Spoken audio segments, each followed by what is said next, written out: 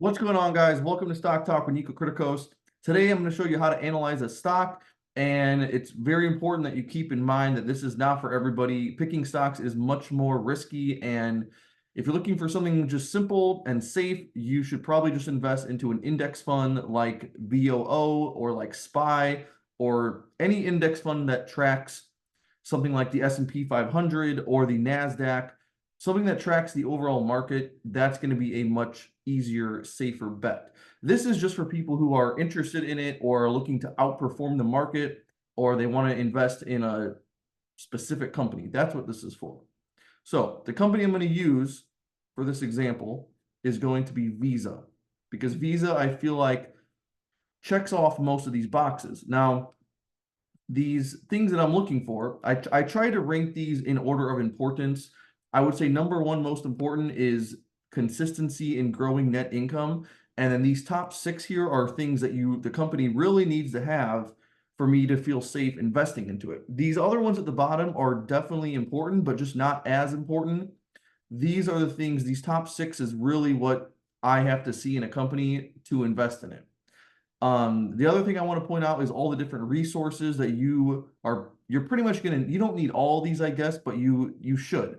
So I have a bunch of things pulled up here. I use a website called Qualtrim, which I pay for. I don't know how much this costs. I want to say 10 or 20 bucks a month, something like that.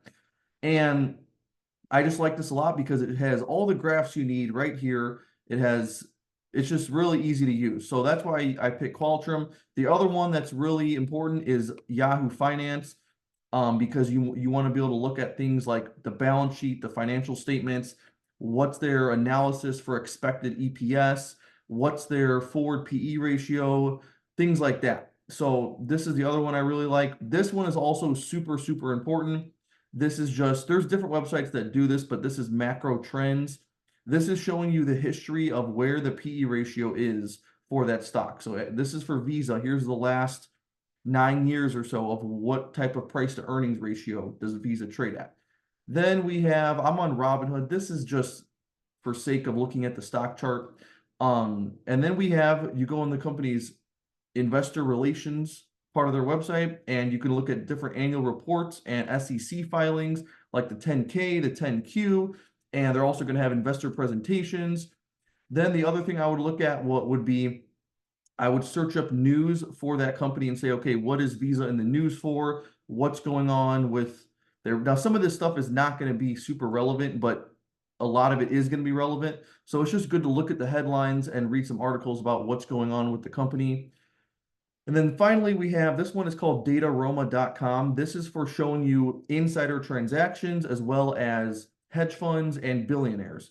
So here it says total insider buys and sells the last 6 months. In this case, it's been 12 sales, 12 transactions of selling in the last 6 months, which is $39 million. So by looking at that, you might say, okay, that's a bearish sign, which that's possible. But again, this is why this one is not as important as the others, because it's just not a good thing to count on, because there's different reasons that hedge funds or insiders or anybody will buy or sell a stock. It's not just I'm bullish, I'm bearish, I think it's going to go up or down in the near future. It's not that simple. So it can be a good sign a lot of times if there's insiders or big money buying the stock, then that could be a good sign. It doesn't necessarily mean they're always right, though. So just keep that in mind. All right, so let's get started with, let's say we're doing a stock analysis for Visa. Number one thing I want to see is, what does their net income look like? Are they growing it? And is it expected to grow? So in Visa's case, they've been making money since 2008. And this shows us over the last 10 years, they've averaged 13% growth per year in net income. So is this the most consistent chart?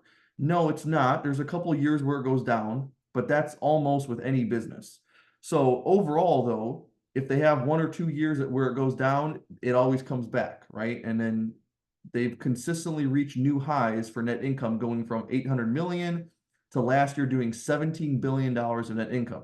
So this is, I don't want to say it's perfect, but it definitely checks the box, and it's definitely worth investing into. So that's number one. Number two, healthy PE. We're going to go over to here, and we're going to say, okay, now here's the other thing. You need to know the difference between a trailing PE and a forward PE. Trailing PE means what is the price divided by their last year's earnings, or the trailing 12 months earnings. That's good to look at, but you also need to look at what is the forward PE ratio. What are they supposed to do for earnings this year? And the way we find that out is there's kind of two ways. So we can go to analysis over here, and we can look at, okay, Visa did $8 EPS last year. They're expected to do almost 10 this year. So that's a good sign. That means that ratio is going to come down because they're doing more in earnings. So let's say the stock's $280. We divide 280 by 8. I don't know what that number is, but it is bigger than 280 divided by 10, because 280 divided by 10 is 28. So 280 divided by 8 is probably, I don't know, 12, 13, something like that. So forward PE of 28, and how I just said, and if you look at this is nice to look at. You can pay to see the entire history of these ratios, but which would probably be a good idea for me to do that, but I have not done that yet. But anyways, you can look at the past year and a half or so, and you could say, okay, the forward PE is normally at between a 23 and a 28, and we're on the higher end of that right now. So right now, I would probably say this is not a super cheap valuation for this stock. Doesn't mean it's overvalued, but it means it's kind of pushing it, and it means a lot of people have bought into this. So I might say, okay, this isn't the best time to buy. Trailing PE is also good, but just not as good, because we want to know, what is the company doing for earnings this year or next year. We want to be forward looking. So in that case, I would say you can say it's healthy. I just wouldn't say it's an attractive valuation to buy at. Growing equity. This one is also important. This one, I made a mistake with a recent investment of mine, which is Starbucks, because this is one that Starbucks fails at, and they have negative equity. You don't want to see negative equity. You want to see positive equity, and you want to see it growing. Once again, if you pay for this Yahoo Finance Premium, you could get further data on what they did in previous years, but just looking, this gives us the last 4 years. So this is pretty good. We can still see they have some growth. It's not perfect, but it goes 36, 37, 35, then 38. And then we can even check to the last quarter, and it was 40. So there you go. It's up $5 billion or $4 billion in the last 4 years. So this is a company that would get a check for that.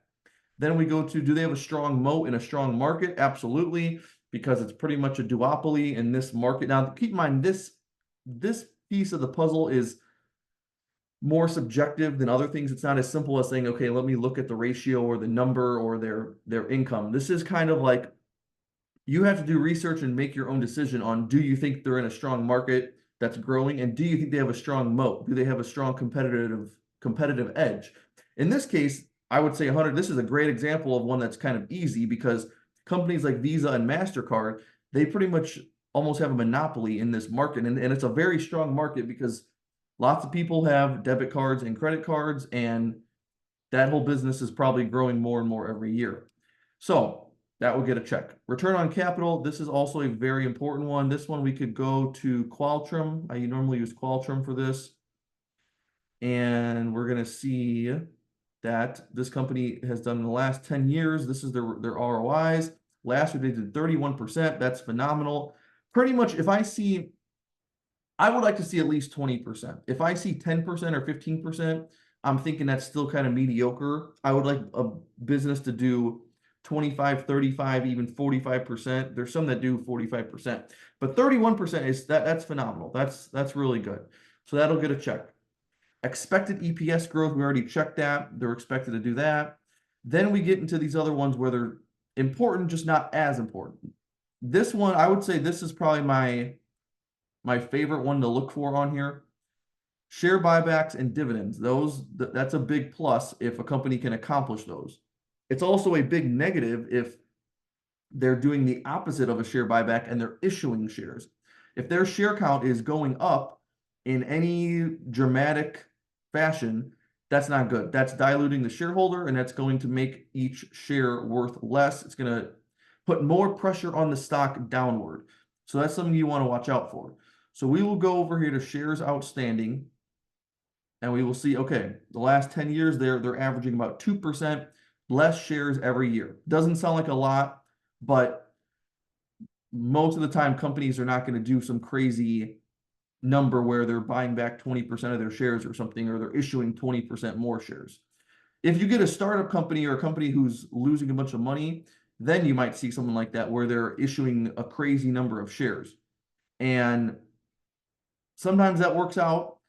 Like for Tesla, I think Tesla's a good example where the stock kept going up even while they kept issuing shares, because there's arguments you can make for why they issue more shares: to raise money, to hire new talent, and all that stuff, which can be a positive effect on the business, but it is still diluting the shares and making the shares worth less money. So you have to watch out for that. But anyways, Visa is doing a good job with buying back shares, and on top of that, they also pay a dividend. So we want to look for, of course, everybody wants a high dividend yield, but a lot of times you got to be careful, because a high dividend yield, meaning like 6%, 7%, 8%, that's almost always a red flag. I would not, I would pretty much say I would not buy any stocks that pay a dividend of 6+%, because that's a big red flag. And 99% of the time, that stock is probably going to go down, or that company is losing money, or they're using that high dividend as almost like bait to get you to invest into the stock.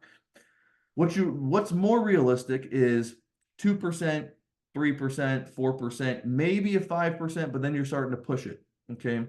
So what's almost more important than, I would say it is more important. What's more important than the actual dividend yield, how much they're paying out, is are they growing a dividend consistently, and what's their payout ratio? Payout ratio means out of all the money they make in the given year, let's say out of their net income, what percent is going to paying out dividends? If they're paying out 100% of their income to dividends, that's not good, because that means they're not reinvesting into the business. That's also not a good sign. If it's a real estate investment trust, if it's a REIT type of stock, that's a different story, because they have to pay out 90+%. But in every other case, you want the payout ratio to be somewhat low and somewhat where they could raise it even more. So that means it could be 10%, 30%, maybe 50%. But if it's past 70, 80%, that's a big portion of their income going to dividends. Then you want to look at, are they growing the dividend? So here, Visa's been growing it at an average of 18% per year over the last 10 years. That's a lot. That's really good, actually. Most companies don't have 18% growth in their dividend. So that one's actually really strong. Strong profit margin. Yes, we'll go back to Qualtrim for this, and we're going to see profit margins of 53%. That is very high. Super high margin business. It's consistent. It's everything you want is there.